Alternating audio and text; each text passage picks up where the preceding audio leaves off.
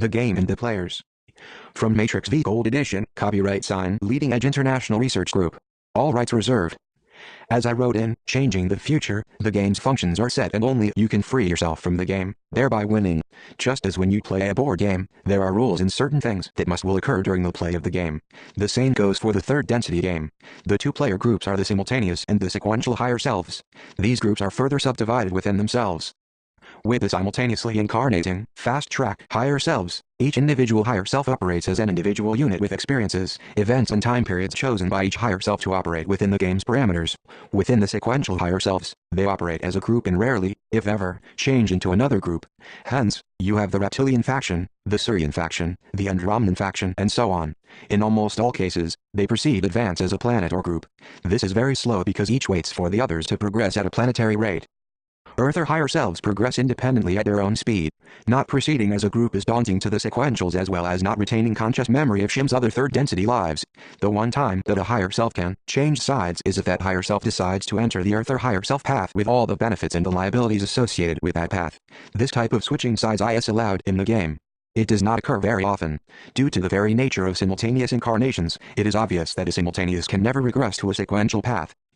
That the sequential group stays within a certain race and progresses as a planet, at the minimum, shows much to simultaneous incarnates about their limitations. Yes, they have all incarnation memories, but their experiences are limited to that race and racial development. The one element that all sequentials have in common is fear.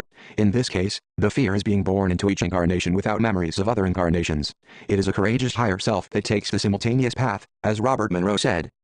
Simultaneous incarnates choose all the different races on Earth and can experience segments of the various alien cultures vicariously through the races that the alien cultures engineered here on Earth after the Orion Empire did their genetic thing to ancient Earthers. This is all part of the game.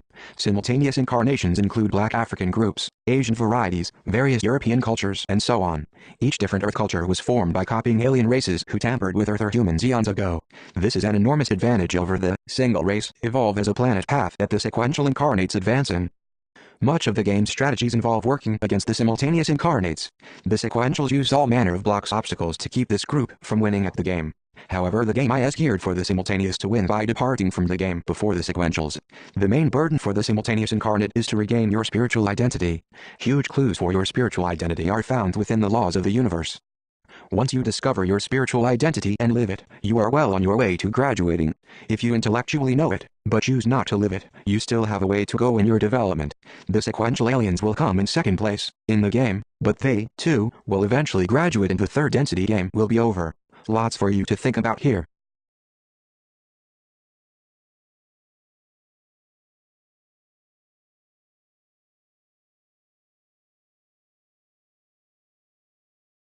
The game and the players, Part 2.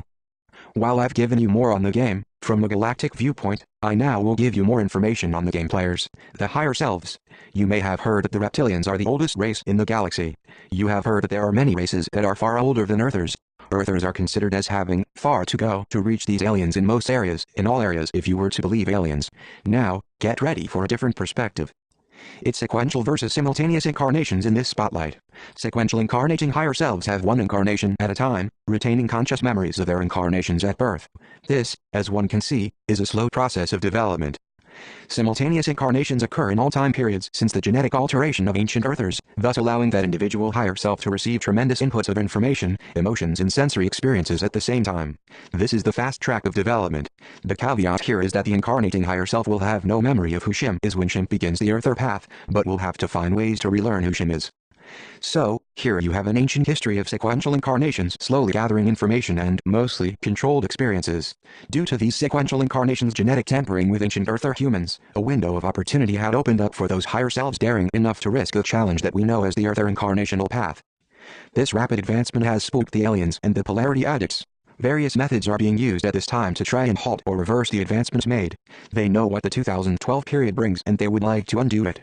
When the Earther third density period is over, these successful higher selves will move into higher densities to gather vast, NEW experiences.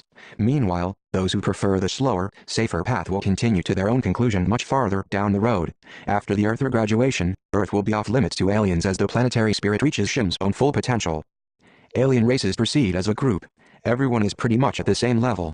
Earth or humans proceed individually, thus you have a wide variety of people at all times in history. Some alien groups would like us to believe that we have to mesh as a whole and become as they are. This is interference by the sequential higher selves that must be ignored. Anything or anyone who tries to get you to change your higher self's path is playing a game action of derail the simultaneous. That final and dominant incarnations are spread over most time periods is part of the protection so that the sequential aliens cannot swoop down and break game rules.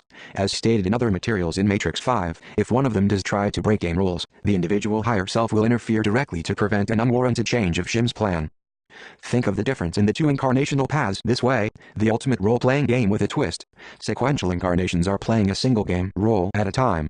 Simultaneous incarnations are playing hundreds and hundreds of games roles at the same time. I have had over 1600 incarnations, so my higher self is involved in 1600 plus different role-playing games at one time and processing all of the experiences learned from them. This means that one higher self, who has had sequential incarnations for millions of years, can be experientially surpassed by another higher self who has been in Earther incarnations for only thousands of years. The aliens may like to have us think that technology is connected to advancement, but this is not true. It's spiritual development that counts, not technology. Hence, we have the Earth quarantine while the alien meddlers still meddle.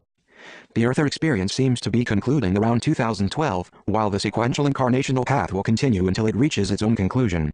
This gives you something to think about, a whole NEW perspective on the game of third density.